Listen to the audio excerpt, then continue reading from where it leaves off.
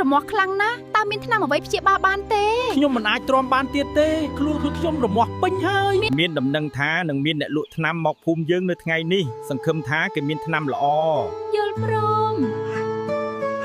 ជំរាបសួរអ្នកភូមិទាំងអស់គ្នាខ្ញុំគឺគីងគុកទេវតា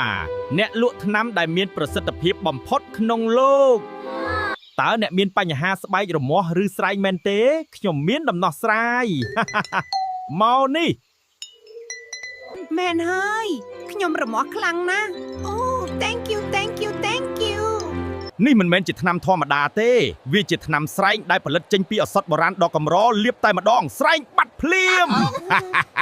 មិនត្រឹមតែព្យាបាលស្រែងទេថែមទាំងធ្វើឲ្យស្បែកទន់រលោងដូចកូនក្មេងលោកអ្នកអើយសូមជឿជាក់តើពិតជាអញ្ចឹងមែនទេ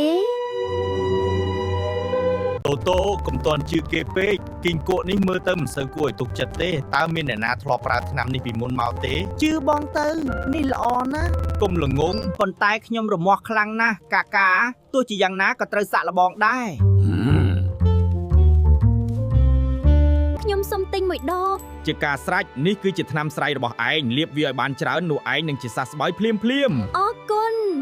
អ្នកលក់ថ្នាំស្ដេចរបស់យើងមានជំងឺស្បែករមាស់ខ្លាំងឯងត្រូវតែទៅព្យាបាលទ្រង់ជាបន្ទាន់ញ៉ាត់មែនខ្ញុំនឹងពិចារណាលើរឿងនោះបាទពិតណាស់ថ្នាំស្រែករបស់ខ្ញុំអាចព្យាបាលបានគ្រប់យ៉ាងឆាប់ឡើងកុំឲ្យស្ដេចចាំយូរខ្ញុំកំពុងប្រមូលថ្នាំល្អបំផុតរបស់ខ្ញុំសិនធានាថាជាសះស្បើយ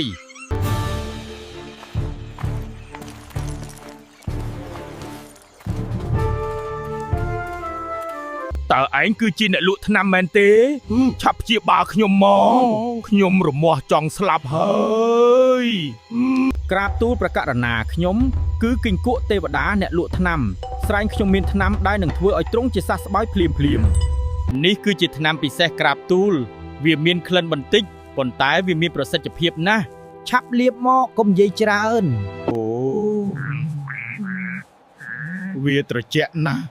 ភាពរមាស់ចាប់ផ្ដើមបាត់ហើយអរគុណណាស់ឯងនឹងទទួលបានរង្វាន់ប្រសិនបើខ្ញុំជាហាស្បើយទាំងស្រុងគីងគក់ឯងគឺជាអ្នកសង្គ្រោះរបស់ខ្ញុំថ្ងៃនេះយើងនឹងធ្វើពិធីជប់លៀងដើម្បីអបអរសាទរក្រាបទូលប្រកាសណា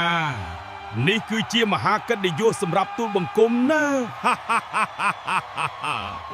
អូយតើមានរឿងអ្វីកើតឡើងខ្លួនខ្ញុំចាប់ផ្ដើមរមាស់ម្ដងទៀតហើយវាខ្លាំងជាងមុនទៅទៀតក្រាបទូលប្រហែលជាត្រូវលាបថ្នាំម្ដងទៀតហើយមើលទៅយល់ព្រមតោះទៅ